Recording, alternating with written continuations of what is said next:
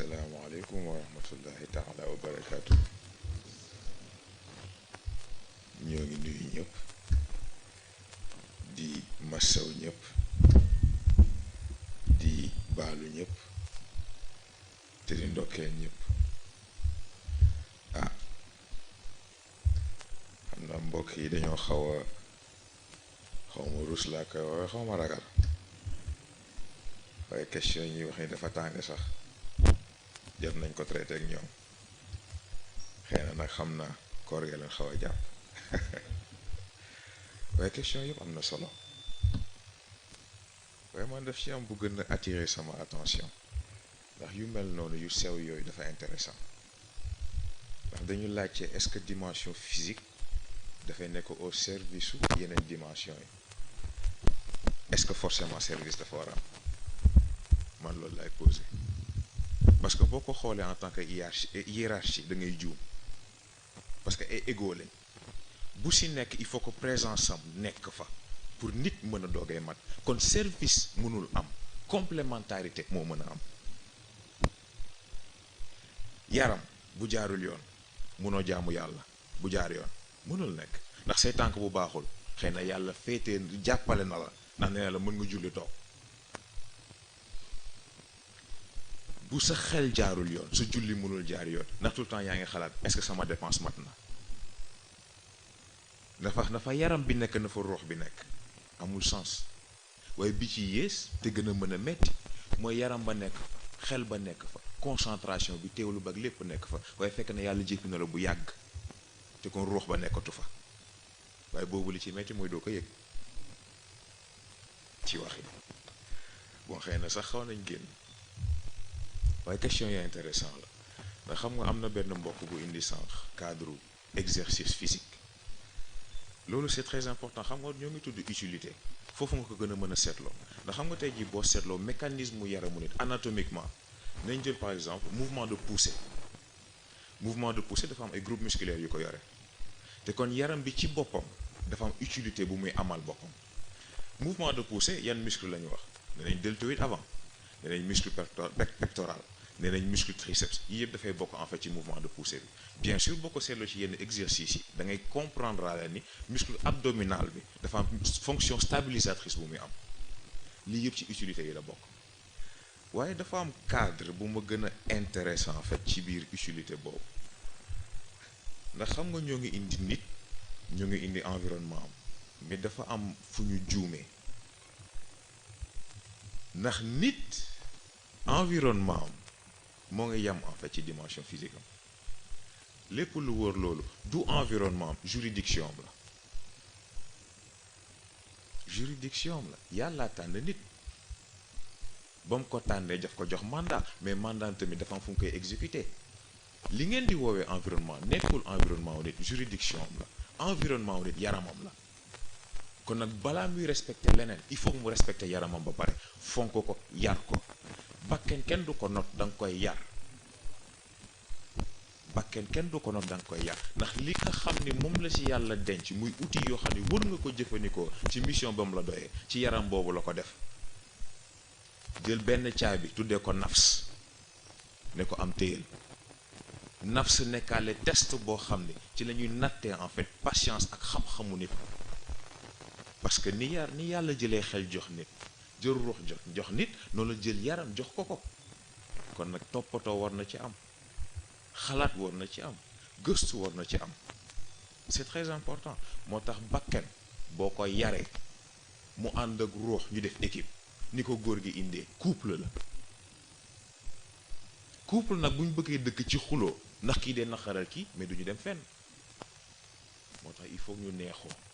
kii ne kaay man am naa lii mën naa la ko jox nga defal ma lii kii ne d'accord man bu ma indee lii mën naa la si tegal nangam waaye yow it foog nga defal ma nangam noonu la couple bi di demee di neexoo ba am na fu yàlla mën a suturaalee nit ba ñaari nekk benn ruux dootul réeroo bakken yaram dootul réeroo ak li yàlla yéene ci nit gis nga yu mel noonu c'est très intéressant et c'est très important nit ki xam ko parce que bu ñuy wax évolution yii yëpp ci la bokk xëy na sax ci composant lañ tolloogum. C'est extraordinaire. ñoo ngi wax ban bi, ñoo ngi wax ndox bi, ñoo ngi wax safara yi, ñoo ngi wax yooyu yëpp, mais gis nga bu si nekk boo ko xoolaatee ci fonction yaram di nga ko seetlu exactement. ñoo ngi wax ndox, nit li ko composé li ci ëpp ndox la. ñoo ngi wax suuf, mais yaramu nit ay minéraux ko composé. suuf si dugg na ni ko docteur indee sànq chaleur bi ñuy wax, mais loolu sax benn aspect la. mais nit bu feebaree lan moo tax yaram bi di tàng? parce que dafa bokk ci système de défense bi. microbe yeeg yooyu am na yoo xam ne tàngaay boobu lañ supporté wul, moo tax daf leen di rey.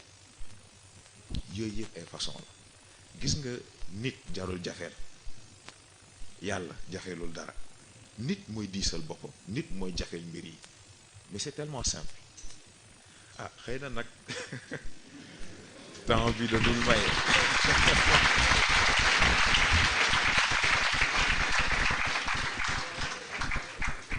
xëy na temps bi da dul maye ñuy dugg ci détail yëpp, waaye am nañ fii ba vendredi, kon sant yàlla ndax mercredi ngi fi, vendredi ngi fi. kon nag pour le moment ñu yemale ko foofu, ndax bañ a empiéter ci yeneen thèmes yi di ñëw, ndax yaakaar naa bi ci topp ci cadre évolution physique la dellu, te boobu c'est très intéressant. vendredi bi tamit nekk synthèse, yooyu yëpp c'est très intéressant. xam naa ñu bàyyi ba àgg ci yooyu rek ñu gën a développé incha allah. wasalaamualeykum wa rahmatullah.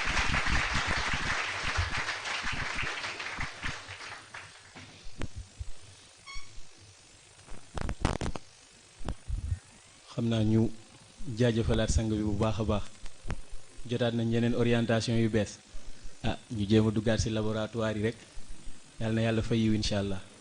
yàlla mootal yéene yépp incha allah. yàlla barkeel. incha allahu rabbi. xam naa de gannaaw la voix du Colisée kàddu amaatu si.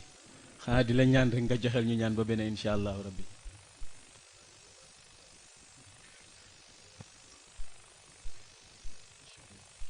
si turu sang bi ñu jàng fatiha falaxeek naasi salaatul fatih ba beneen incha allah bismillah.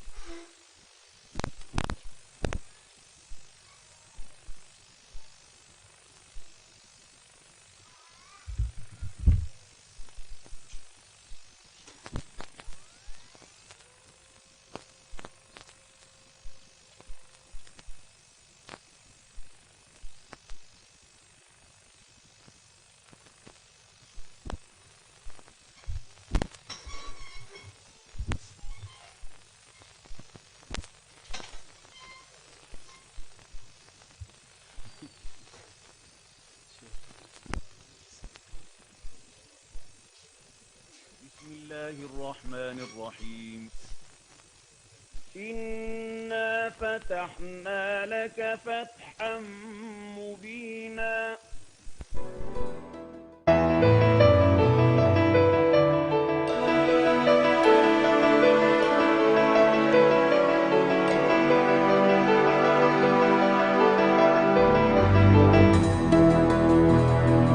ñoom ñooy suivre Colisée de l'éveil bi si li nga xamante ne moom mooy plateforme yi dina am les lundis les mercredis et les vendredis à partir de 21h xam naa rek ñuy fàttali kuuru mercredi bi incha allahu rabbi à 21h salaamaaleykum wa rahmatullah.